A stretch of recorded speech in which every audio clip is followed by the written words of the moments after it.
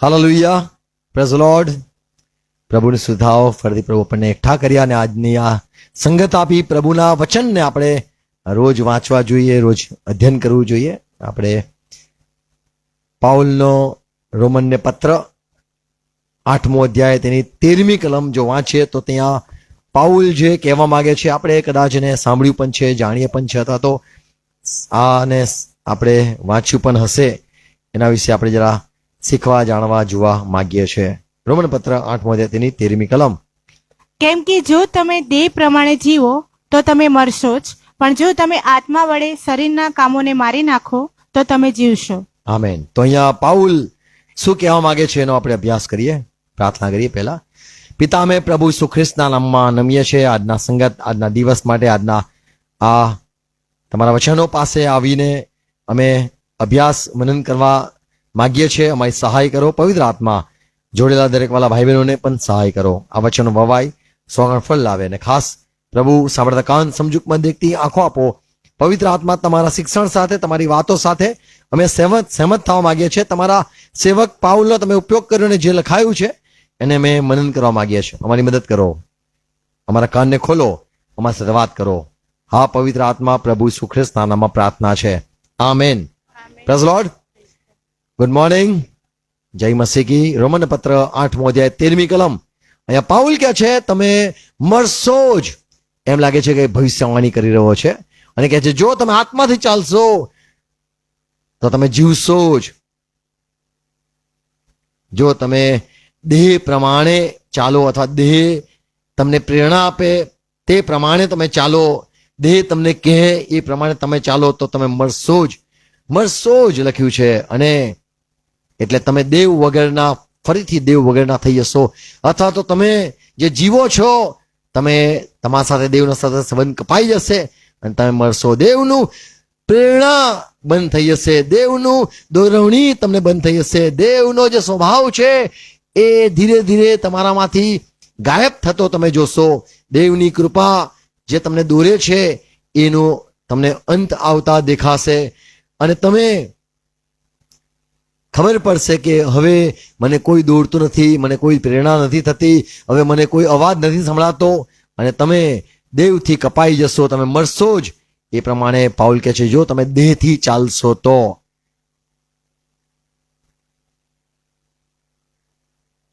જગત જે છે એ દેહથી ચાલે છે અને તમે પાછા એવા થઈ જશો. 16મી કલમમાં જેમ લખેલું છે, માફ કરો 14મી કલમમાં, આત્માથી ચાલો. જે આત્માથી ચાલે છે તે તો દેવના બાળકો છે, દેવના દીકરા છે. અહીંયા આપણે 3 વાતો જોઈએ છે. એક જોઈએ છે તમે મરશો જ, દેહ પ્રમાણે ચાલશો તો મરશો. અને બીજી વાત જોઈએ છે તમે આત્માથી ચાલશો તો તમે જીવશો. અને ત્રીજી વાત જોઈએ છે કે દેહ, તમે જો આત્માથી દેહના કામને મારશો. ત્રીજી વાત શીખવા મળે છે, આત્માથી ચાલીને દેહના કામને મારશો તો તમે જીવશો. તો અહીંયા મારવાની વાત લખેલી છે.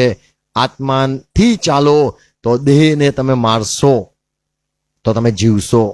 જીવશો એટલે દેવ સાથે તમારો સંબંધ રહેશે, દેવની સંગત રહેશે, દેવના વિચારો આવશે અને દેવ તમને દોરતો રહેશે. તમે તમારો આત્મા જાગૃત અવસ્થામાં, આત્મા દોરણીમાં ચાલતો રહેશે. અને ત્રીજી વાત છે કે તમે આત્માથી તમે ચાલો છો તો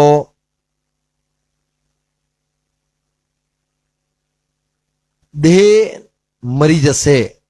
વાંચીએ આપણે 13મી કલમ. કેમ કે જો તમે દેહ પ્રમાણે જીવો તો તમે મરશો જ, તમે મરશો જ. પણ જો તમે આત્મા વડે શરીરના કામોને મારી અહીંયા નાખો શબ્દ છે આત્મા વડે શરીરના કામને મારી નાખો તો તમે જીવશો. તો તમે જીવશો. અને 14મી કલમ કહે છે તમે જીવ્યા જ કરો તો આત્માથી ચાલશો. જે પવિત્ર આત્માથી ચાલે છે તે દેવના દીકરાઓ છે. આમેન. તો અહીંયા જે વાત લખી છે કે મરવાની વાત છે, દેહ મરી જાય છે, દેહને મારી શકાય છે. અને જો તમે દેહથી ચાલશો તો તમારો આત્મા મરી જશે. અને તમારો આત્માને જીવાડવો હોય તો આત્માથી ચાલો તો તમે જીવશો.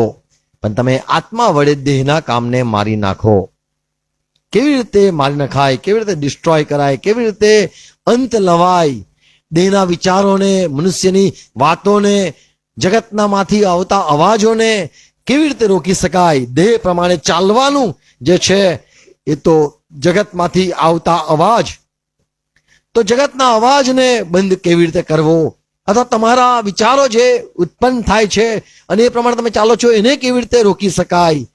તો અહીંયા કે છે આત્માથી ચાલશો તો આ બધું જ બંધ થઈ જશે અને તમે જીવશો.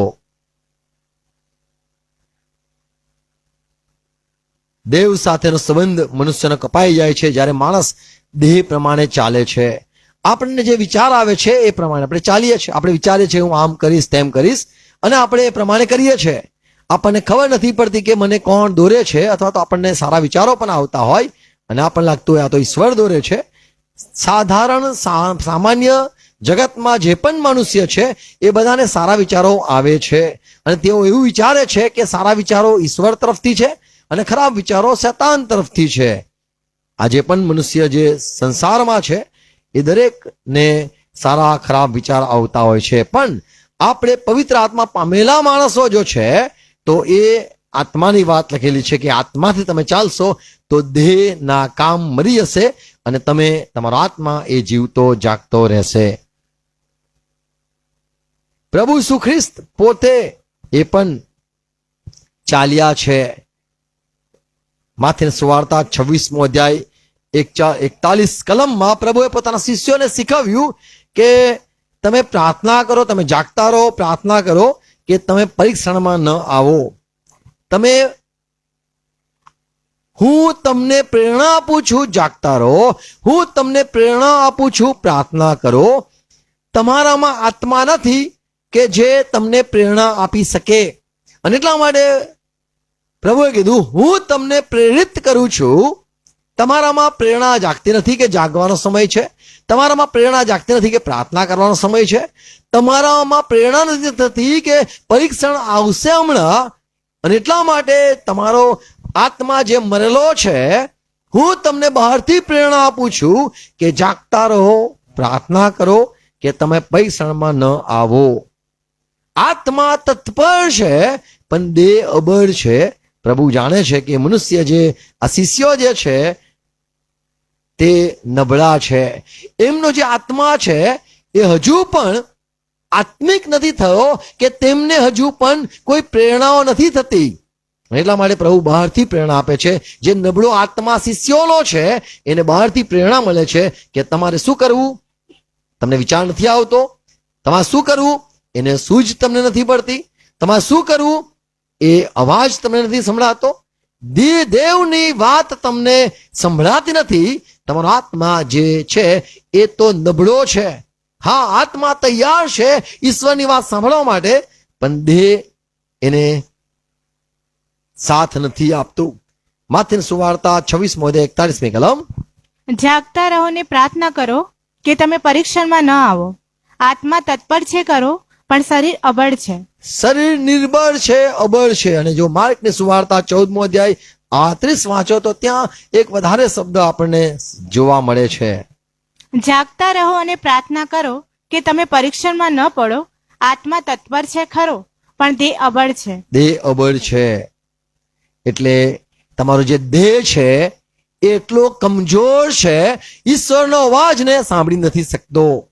એ નબળો છે અને એવો નબળો છે કે તમે જે કરવા માંગો છો અથવા મેં તમને પ્રેરિત કર્યા પ્રાર્થના કરો, પણ તમારો દેહ છે એ ના પાડે છે.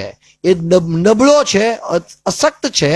અને એટલા માટે તમે જે કરવા માંગો છો, ઈચ્છા તો ઘણી છે સારી, પણ તમારું શરીર સાથ નથી આપતું. એ દુર્બળ છે, નબળું છે.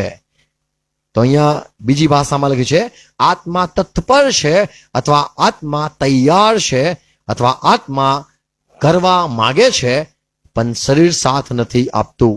અને એટલા માટે જ્યારે આપણને શરીરના અવાજ આવે છે તો આપણે કરવા લાગીએ છીએ, પણ ઈશ્વરનો અવાજ એ પ્રભુ ઈસુ ખ્રિસ્તના મારફતે મોંથી નીકળ્યો હોય કે શિષ્યોના મોંથી નીકળ્યો હોય કે બાઇબલમાંથી અવાજ આવ્યો હોય, એ કરવા આપણે નિર્બળ છે. કારણ કે આપણું શરીર જે છે એ સક્ષમ નથી ઈશ્વરના અવાજને સાંભળવા અથવા ઝીલવા અથવા કરવા માટે આત્મા તો તૈયાર છે, પણ આત્માથી ચાલો તો તમારું જે શરીર જે છે એ જે સાથ નથી આપતું એ મરી જાય, કે જેથી એની કોઈ તાકાત ન રહે અને તમારો આત્મા એ જીવતો રહે. તો પ્રભુ ઈસુ ખ્રિસ્ત પોતાના શિષ્યોને એક ઇન્સ્પિરેશન અથવા પ્રેરણા આપે છે કે જાગતા રહો, કારણ કે શિષ્યોના જે શરીર છે એવા નબળા છે કે જે અવાજ નથી સાંભળી શકતા, ઈશ્વરનો અવાજ નથી સાંભળી શકતા, અને એટલા માટે પ્રભુ બહારથી એમને ઇન્ફ્લુઅન્સ કરે છે, બહારથી એમને પ્રેરિત કરે છે કે તમને અવાજ નથી આવતો, તો કે ના નથી આવતો, કારણ કે તમારું શરીર જે છે એ નિર્બળ છે. આત્મા તો તૈયાર છે કરવા માટે, અને એ આત્માને અવાજ જ નથી આવતો. પણ હું તમને પ્રેરણા આપું છું, જાગતા રહો. હું તમને પ્રેરણા આપું છું, પ્રાર્થના કરો. હું તમને બહારથી પ્રેરણા આપું છું કે પરીક્ષણ આવી રહ્યું છે, પણ તમારો શરીર એ બહુ નિર્બળ છે, એ ઈશ્વરના અવાજને સાંભળવા માટે સક્ષમ નથી. પ્રભુએ કીધું કે આત્મા તૈયાર છે પણ શરીર અબળ છે, અથવા આત્મા તત્પર છે. પ્રભુ શું શિષ્યોને પવિત્ર આત્મા નતા પામ્યા શિષ્યોને પ્રેરણા આપે છે અને ચલાવવા માંગે છે કે જેથી તેઓ પરીક્ષણ પર જઈ પામે. એ બીજી ભાષામાં કહીશ, પ્રભુ કહેતા હતા પ્લીઝ પ્રે અથવા તો પ્રાર્થના કરો. પવિત્ર આત્માનો અવાજ શિષ્યોને આવતો નહોતો, અને એટલા માટે પ્રભુ ઈસુ ખ્રિસ્ત મારફતે પવિત્ર આત્મા શિષ્યોને પ્રેરણા આપે છે. ફરીથી પ્રભુએ પ્રાર્થના કરી. માર્કની સુવાર્તા 14મો અધ્યાય તેની 39મી કલમ જો જોઈએ તો પ્રભુએ ફરીથી શિષ્યોની પાસે આવીને કીધું. ફરી તેણે જઈને એ જ શબ્દો બોલીને પ્રાર્થના કરી. આમેન. અને પ્રભુએ પ્રાર્થના કરી કે બાપ બની શકે તો પ્યાલો દૂર કર. પણ જો લુકની સુવાર્તા 22મો અધ્યાય 40મી કલમ વાંચો. તે ઠેકાણે આવ્યો ત્યારે તેણે તેઓને કહ્યું કે પ્રાર્થના કરો કે તમે પરીક્ષણમાં ન પડો. અને આગળ 46 46 46મી કલમ. તેણે તેઓને કહ્યું કે કેમ ઊંઘો છો? કેમ ઊંઘો છો? મેં તમને પ્રેરણા આપી, પ્રાર્થના કરો. આત્મા તૈયાર છે પણ તમારું શરીર સાથ નથી આપતું, બોલવાના શબ્દો નથી આવતા, આંખમાં ઊંઘ આવે છે, ઝોકા આવે છે, થાક લાગે છે, અને આખો દિવસ રખડેલા છો, તમારું શરીર સાથ નથી આપતું. તો ફરીથી પ્રભુએ જોયા શિષ્યોને, ફરતી આ જ પ્રેરણા આપી. કેમ ઊંઘો છો? કેમ ઊંઘો છો? ઉઠીને પ્રાર્થના કરો ઉઠીને પ્રાર્થના કરો કે તમે પરીક્ષામાં ન પડો. કે પરીક્ષામાં ન પડો. તો શિષ્યોને જે પ્રેરણા આપનાર આત્મા છે એ નતો મળ્યો, અને એટલા માટે પ્રભુ ઈસુ ખ્રિસ્ત એ પવિત્ર આત્માની જે વાત છે એ શિષ્યોને સંભળાવે છે કે પ્રાર્થના કરો. અને ફરીથી આવીને કહે છે કેમ ઊંઘ્યા કરો છો? પ્રાર્થના કરો.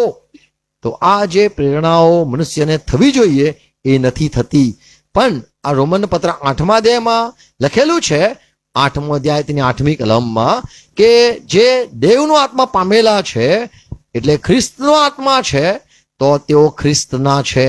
અને આ આત્મા જો તમારામાં વસતો હોય તો 11મી કલમ છે, તો એ તમારા મરેલા શરીરને પણ સજીવન કરી શકે છે. અને આત્માની જ વાત લખેલી છે કે એ આત્મા વડે તમે શરીરના કામને અથવા શરીરની જે તાકાત છે અથવા શરીરનું જે નબળાઈ છે કે શરીરના જે બધા વિચારો છે એને તમે તોડી નાખી શકો છો, તો બંધ કરી શકો છો.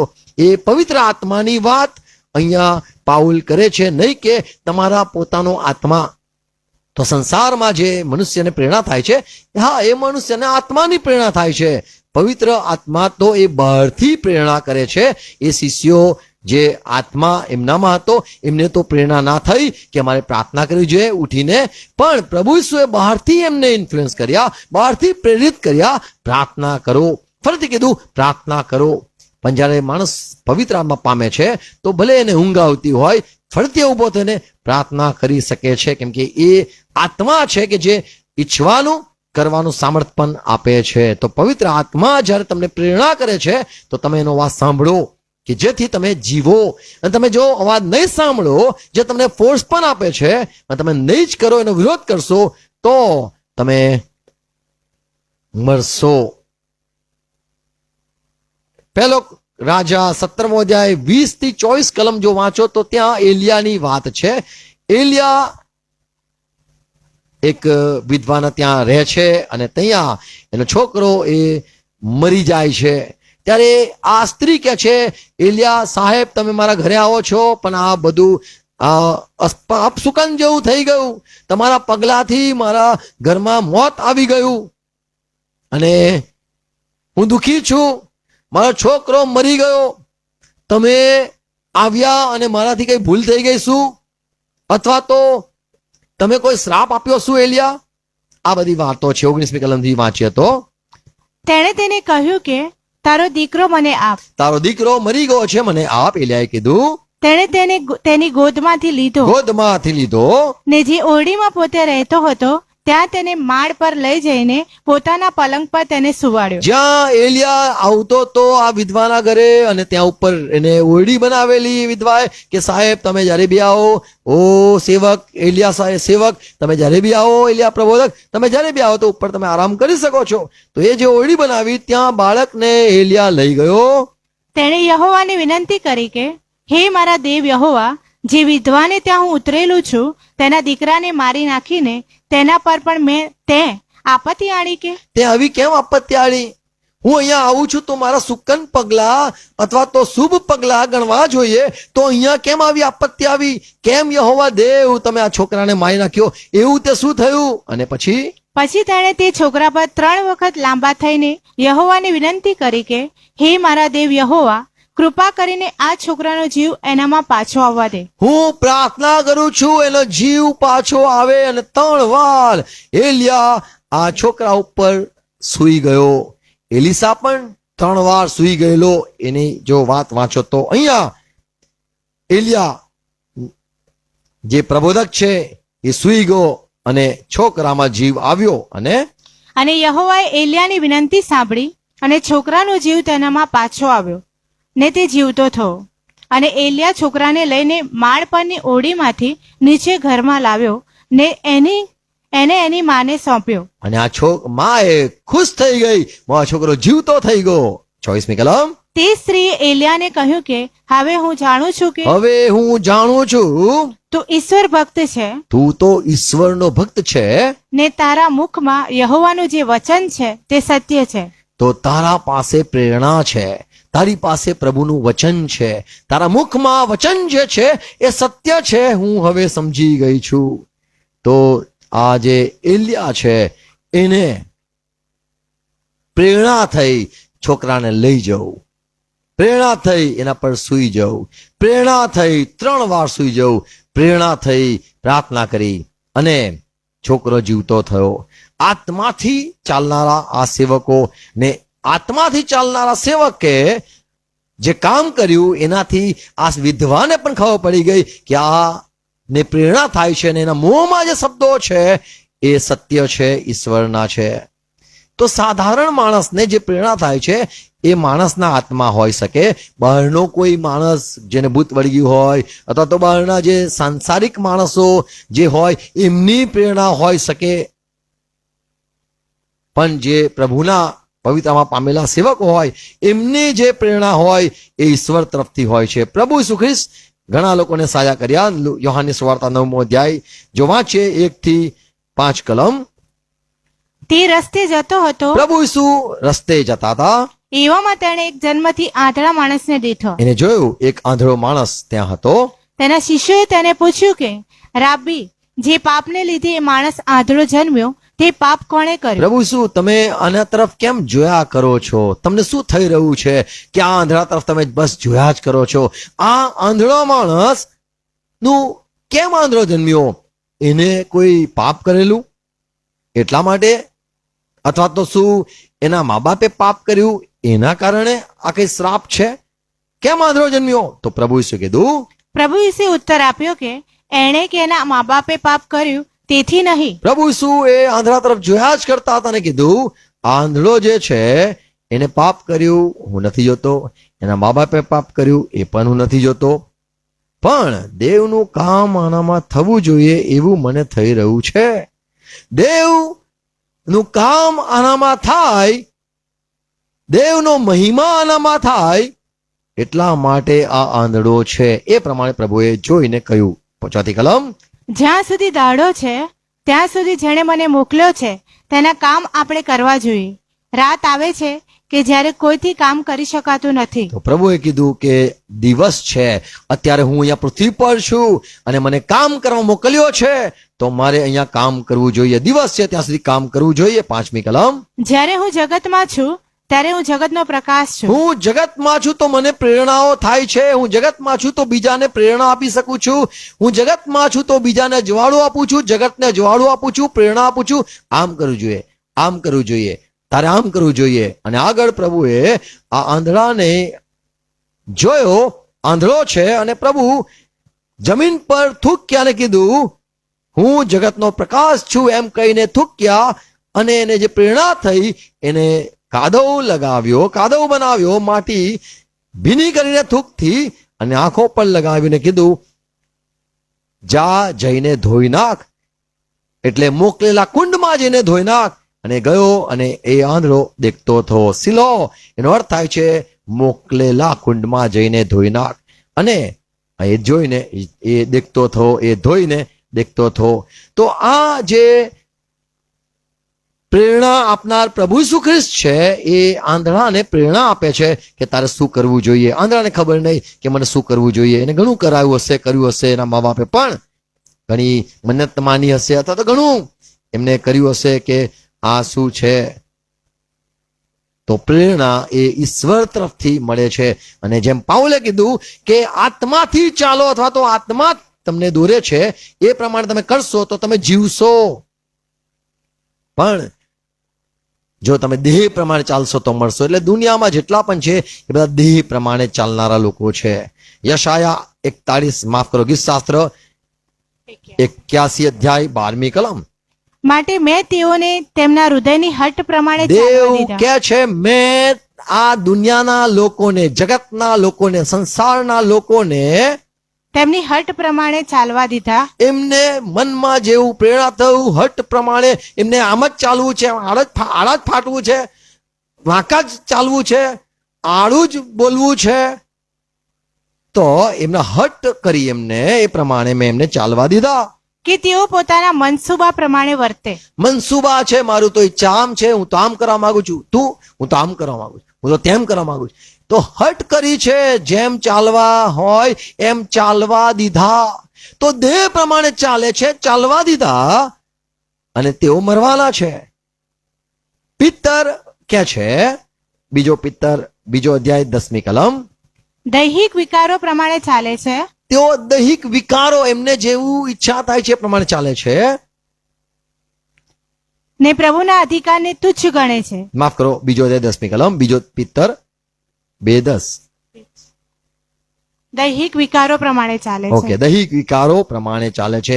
એટલે એમના મનમાં જેવું આવે, જેવી પ્રેરણા થાય. એમને કૂતરા ખાવા તો કૂતરા ખાય. તો મેરે મન કો ભાયા મેને કૂતા કાટ કે ખાયા. એવું જગતના લોકો છે. હું તો આમ જ કરીશ, હું તો તેમ જ કરીશ. એ જે હર્ટ છે એ દૈહિક છે, એ વિકાર પ્રમાણે લોકો ચાલે છે. અને એટલા માટે ઈશ્વર એમને છોડી દે છે, મરવા છોડી દે છે. તો દેહ પ્રમાણે ચાલશો તો મરશો. અને કોઈ પ્રેરણા નહીં થાય, કોઈ સારી પ્રેરણા પણ નહીં થાય, ઈશ્વર તરફની કોઈ પ્રેરણા નહીં થાય. એટલા હદનું આવશે કે સારા જે વિચારો આવતા હતા એ પણ બંધ થઈ જશે. રોમન પત્ર 1 અધ્યાય 26મી કલમમાં પાઉલ કહે છે દેવે તેઓને છોડી દીધા. શું લખેલું છે? તે કારણથી દેવે તેઓને અધમ મનોવિકારોને સ્વાધીન કર્યા. એમના મનના વિકાર જેવા પણ ચાલતા હતા એ પ્રમાણે તેમને સ્વાધીન કર્યા. સારું કરવું છે, સક્સેસ, જાઓ એમાં બી સક્સેસ, જાઓ આમાં બી સક્સેસ. તમારે જે કરવું એ કરો. વિકાર પ્રમાણે છોડી દીધા. કેમ કે તેઓની સ્ત્રીઓએ સ્વાભાવિક વ્યવહારને બદલે અસ્વાભાવિક વ્યવહાર કર્યો. સ્ત્રીઓને લાગ્યું કે હું બોયકટ બની જાઉં, સ્ત્રીને લાગ્યું કે હું પુરુષ બની જાઉં, સ્ત્રીને લાગ્યું હું અવાજ કાઢું, પુરુષનો અવાજ કાઢું. સ્ત્રીને જેવું વિકાર થયું એમને એ પ્રમાણે એમને છોકરી ગમી તો છોકરી પર સાથે લગ્ન કરવાની ઈચ્છા થઈ તો છોકરી સાથે લગ્ન કર્યું, છોકરાને છોકરા સાથે લગ્ન કરવાની ઈચ્છા થઈ તો છોકરાએ છોકરા સાથે લગ્ન કર્યું. દેવે તેમને એમના મનના પ્રમાણે ચાલવા દીધા અને એમને સક્સેસ થવા દીધા, છોડી દીધા. 26મી કલમ. તે કારણથી દેવે તેઓને અધમ મનોવિકારોને સ્વાધીન કર્યા. સ્વાધીન કરી દીધા. કેમ કે તેઓની સ્ત્રીઓએ સ્વાભાવિક વ્યવહારને બદલે અસ્વાભાવિક વ્યવહાર કર્યો. એમ જ પુરુષો પણ સ્ત્રીઓ સાથેનો સ્વાભાવિક વ્યવહાર તજીને પોતાની દુર્વાસનાઓથી પરસ્પર બળવા લાગ્યા. દુર્વાસનાથી પરસ્પર બળવા લાગ્યા. દુર્વાસનાથી પરસ્પર બળવા લાગ્યા. અને તેઓને પણ જે થયું પ્રેરણા એ પ્રમાણે કર્યું. યર્મિયા પ્રબોધક જ્યારે ઇઝરાયલમાં પ્રચાર કરવા આવતો તો સવારના ઉઠીને ઈશ્વર એને કહેતા જા, જેને યર્મિયા પ્રબોધક તારે આમ કહેવાનું છે. 16મો અધ્યાય 12મી કલમ કહો કરવા છીએ તો ત્યાં લખેલું છે, અને તમે તો તમારા પૂર્વજો યર્મિયાએ કીધું, ઓ ઇઝરાયલના લોકો, તમે તમારા પૂર્વજો કરતા વધારે પાપ કર્યું છે. તમે તો વધારે પાપ કર્યું છે. કેવું? કેમ કે તમે દરેક પોતપોતાના દુષ્ટ હૃદયના દુરાગ્રહ તમારા હૃદયમાં હવે પૂરેપૂરું દુષ્ટતા છે. દુષ્ટ હૃદય પ્રમાણે ચાલો છો ને મારી આજ્ઞા માનતા નથી. મારી વાત નથી સાંભળતા. યર્મિયા કહે છે, હું આવું છું. કોણ? હું પવિત્ર આત્મા પામેલો. કોણ? પ્રભુની વાત હું તમને સંભળાવું છું. તમારામાં વિચાર નથી આવતો, તમારામાં પ્રેરણા નથી થતી, તમને શું કરવું એ સૂઝતું નથી, અને તમે તમારા દેહ પ્રમાણે ચાલો છો. તમે તમારા ઇમેજિનેશન, તમારા વિચાર, તમારી કલ્પના પ્રમાણે, તમારા મનમાં જેવી કલ્પના છે એ પ્રમાણે તમે કરવા માંગો છો અને તમે કરો છો, અને દેવની જે વાત છે એ સાંભળવા નથી માંગતા. તો મનુષ્ય એ કલ્પના પ્રમાણે ચાલે છે. મનુષ્ય એ દેહના વિકાર પ્રમાણે ચાલે છે. મનુષ્ય પોતાના મનને જેવું લાગે છે એ પ્રમાણે ચાલે છે. સભા શિક્ષક 11મો અધ્યાય તેની 9મી કલમ. હે જુવાન માણસ, તારી જુવાનીમાં તું આનંદ કર, અને તારી જુવાનીના દિવસોમાં તારું હૃદય તને ખુશ રાખે. તારું હૃદયને ઈચ્છે આ તે જે પણ એ પ્રમાણે તું કર. તારા હૃદયના માર્ગોમાં એટલે તારા હૃદયમાં જે લાગે એ પ્રમાણે, તથા તારી આંખોની દ્રષ્ટિ પ્રમાણે, તારી આંખો પ્રમાણે તું ચાલ. તો માણસ ને કહેવામાં આવ્યું કે તું જો ચાલવા માંગે છે તો ચાલ. હૃદય કે છે, મારું તો મન આમ કે છે આ ખાવું છે, ખા. મારું તો દિલ આમ કે છે આ જોઉં, જો. મારું તો આ એક કલ્પના છે, કર. પણ નક્કી જાણ, દેવ ઇન્સાફ કરશે એ પ્રમાણે અહીંયા સભા શિક્ષક સુલેમાન રાજા કહે છે. તો અહીંયા દેહ પ્રમાણે ચાલવું, આંખ પ્રમાણે ચાલવું, મન પ્રમાણે ચાલવું, કલ્પના પ્રમાણે ચાલવું, વિકાર પ્રમાણે ચાલવું. હજુ તો મનુષ્ય એ મૂર્તિ પ્રમાણે ચાલે છે, મૂર્તિ સામે જુએ છે, મૂર્તિના સાથે ઉભો રહે છે, અને મૂર્તિ જે છે એમાંથી પ્રેરણા નીકળે છે, એને જોવાથી પ્રેરણા નીકળે છે. ઘણાને ચિત્ર જોવાથી પ્રેરણા નીકળે, ઘણાને શબ્દો વાંચીને પ્રેરણા નીકળે, ઘણા કંઈક વાંચીને એમને એવું થાય છે આ લાગે છે મને જ કીધું, આ જો પત્ર આવ્યો આ મને આ સાચું કે ખોટું કે છે. એવું જે થયા કરે છે એ શબ્દથી થતું હોય છે, ચિત્રથી થતું હોય છે, મૂર્તિઓથી થતું હોય છે. 1 કોરિન્થીઓ 10મો અધ્યાય તેની 1લી કલમ પાઉલ કહે છે, કેમ કે મારા ભાઈઓ, મારી ઈચ્છા નથી કે તમે આ બાબત વિશે અજાણ્યા રહો. હું નથી ઈચ્છતો તમે આમાં અજ્ઞાન રહો, અજાણ્યા રહો, કે આપણા સર્વ પૂર્વજો જે હતા વાદળાની છાયાની નીચે, માફ કરો બીજી કલમ, અને તેઓ સર્વ મૂસાના અનુયાયી થવાને, માફ કરો 1લી કલમ, કેમ કે મારા ભાઈઓ, મારી ઈચ્છા નથી કે તમે આ બાબત વિશે અજાણ્યા રહો કે આપણા સર્વ પૂર્વજો વાદળાની છાયામાં નીચે સમુદ્રમાં થઈને પાર ગયા. 1 કોરિન્થીઓ 10મો અધ્યાય 1લી કલમ, મૂર્તિથી તમે ચાલ્યા. શું લખ્યું છે? લાવો, તમે પહેલા મૂંગી મૂર્તિઓ, જેમ મૂંગી મૂર્તિ દોરે એ પ્રમાણે તમે ચાલતા હતા. માફ કરો 12મો અધ્યાય 1લી કલમ છે. માફ કરો 12મો અધ્યાય 1લી કલમ. હવે ભાઈઓ, આત્મિક દાનો વિશે તમે અજાણ્યા રહો. મારી ઈચ્છા નથી. તમે વિદેશી હતા, તમે જ્યારે વિદેશી હતા, સંસારના હતા, પવિત્રામાં નતા પામ્યા, પવિત્રામાં પ્રેરણા નથી થતી, દેવનો કોઈ સેવક નતો, અને તમને યર્મિયા પ્રબોધક કોઈ મળ્યું નતું જે ઈશ્વરના આત્માની વાત તમને સંભળાવે. પહેલા તમે વિદેશી હતા, ત્યારે જેમ કોઈ તમને દોરી જાય, જેમ કોઈ પણ દોરે, તો જે દેહથી ચાલનારા છે એ પોતાના વિચાર ફક્ત નહીં, પોતાની કલ્પના ફક્ત નહીં, કે પોતાની આંખો પ્રમાણે ચાલે એ જ નહીં, પણ મનુષ્ય પણ જો દોરે છે તો એમ કહેવાય કે તમે દેહથી ચાલો છો. પછી જેમ કોઈ તમને દોરી જાય તેમ તમે એ મૂંગી મૂર્તિઓ પાછળ દોરવાઈ જતા તમે હતા. મૂંગી મૂર્તિઓ પાછળ દોરવાતા હતા. તમને કોઈ કે મૂર્તિ છે એટલે પગે લાગો, મૂર્તિ છે ને આગળ હાથ જોડો, મૂર્તિ છે ને એને આગળ હાથ જોડીને આંખ બંધ કરો. હવે એની પાસે તમે આ માગો. જેવું જેવું શીખવવામાં આવે નાના બાળકોને એ પ્રમાણે બાળકો વાતો કરે અથવા તો બાળકો કરે છે. તો માણસ એ દેહ પ્રમાણે ચાલે છે, દેહથી ચાલે છે તો મળશે. એટલે દેહ એટલે મનુષ્ય પણ આવી ગયું. જેમ પ્રભુ ઈસુ ખ્રિસ્તે જ્યારે કીધું કે હું મરી જવાનો છું, તો પિત્તર કે છે માથીની સુવાર્તા 16મો અધ્યાય 23મી કલમ, પ્રભુ ના, આ તમાથી ના થાઓ, તમે ના મરો.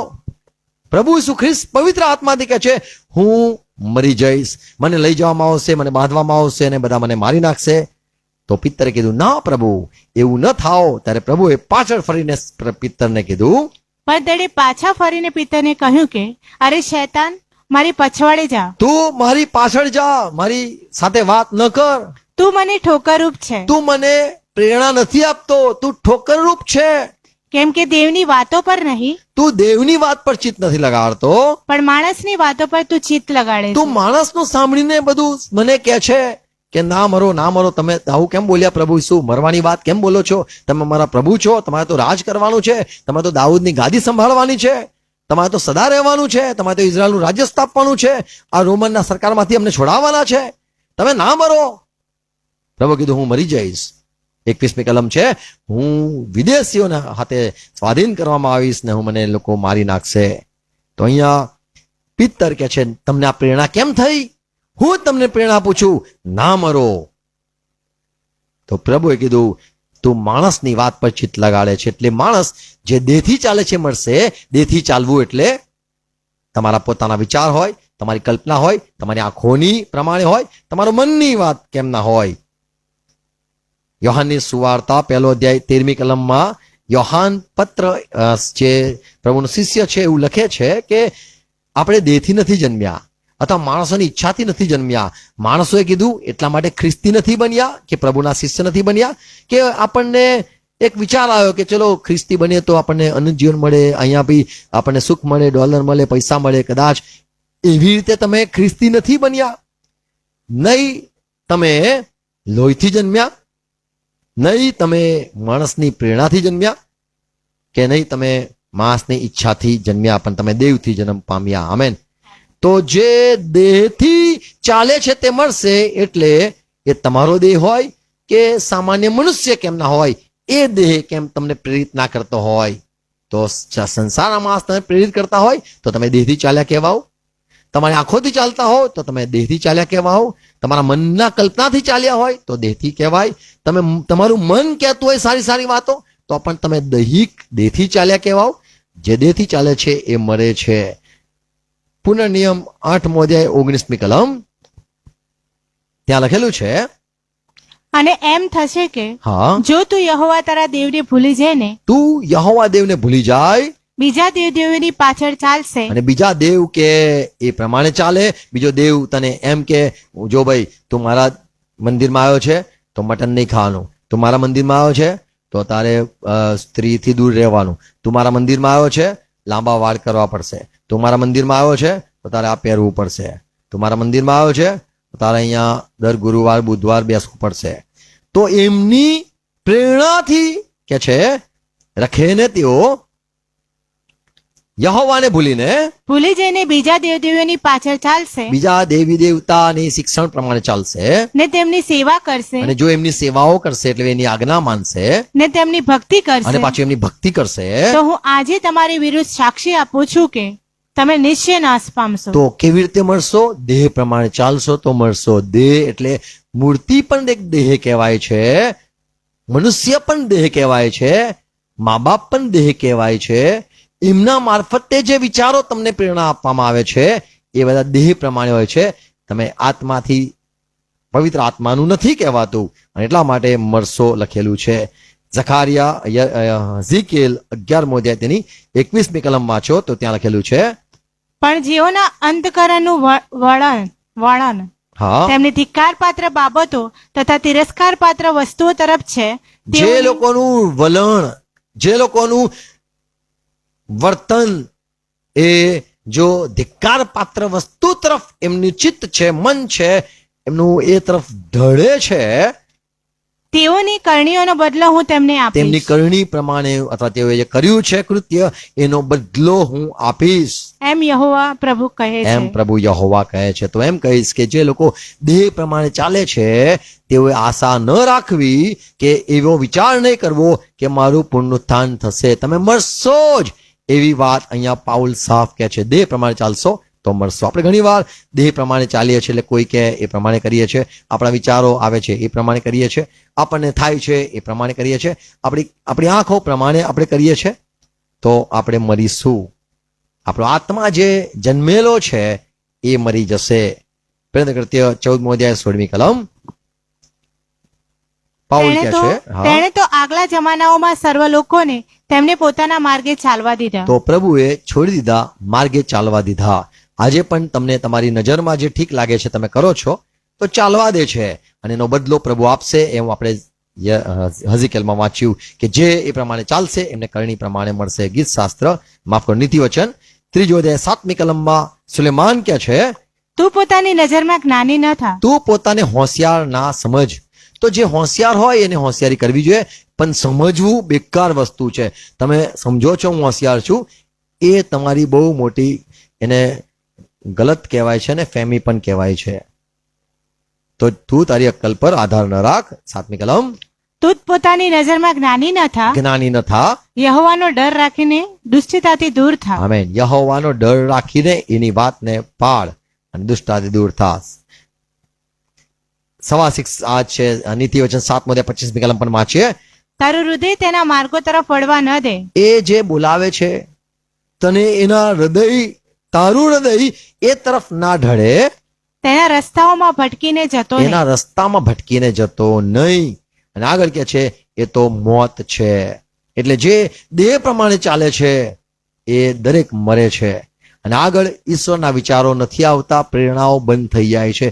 જે સાયદ ચાલતા છે પ્રેરણાઓ બંધ થઈ જાય છે. યશાયા 55:8માં પ્રભુ કહે છે, તમારા માર્ગો, તમારા વિચારો મારા વિચાર નથી, તમારા માર્ગો એ મારા માર્ગો નથી. એટલે તમે જે થાય છે એ તમારું થાય છે, અને દેવ તમને તજી દે છે, કારણ કે તમે હઠીલા થાવ છો, તમે ઈચ્છો છો કે હું આમ જ ચાલીશ, અને એટલા માટે પ્રભુ છોડી દે છે. પણ પ્રભુ આપણા પર દયા કરે છે, એટલા માટે આપણે વચનો પણ સાંભળીએ છીએ, દયા કરે છે, એટલે આપણને ઈશ્વરની સારી પ્રેરણાઓ જે છે ઈશ્વર તરફની એ પણ આપણને થાય છે. Praise lord. તો આપણે દેહ પ્રમાણે ના ચાલીએ, એટલે પોતાના અક્કલ પ્રમાણે, પોતાના આંખ પ્રમાણે, એટલા મન અથવા મન પ્રમાણે, આપણા પોતાની કલ્પના પ્રમાણે, અથવા તો આપણને મનુષ્ય ચલાવે, અથવા તો કોઈ મૂર્તિ ચલાવે, અથવા તો કોઈ વ્યક્તિ ચલાવે, ઈચ્છા મૂકે, પ્રેરણા મૂકે, સલાહ આપે, બુદ્ધિ આપે, સંસારનું જ્ઞાન હોય, સંસારનું શિક્ષણ હોય, એ પ્રમાણે ન કરવું. દેહ પ્રમાણે ચાલીશું તો મરીશું. એટલે જે આત્મા જન્મેલો છે એ ઈશ્વર સાથે સંબંધ એનો કપાઈ જશે. પણ આત્માથી ચાલો તો તમે જીવશો. શું? કોણ? તમારો આત્મા જીવશે. આમેન.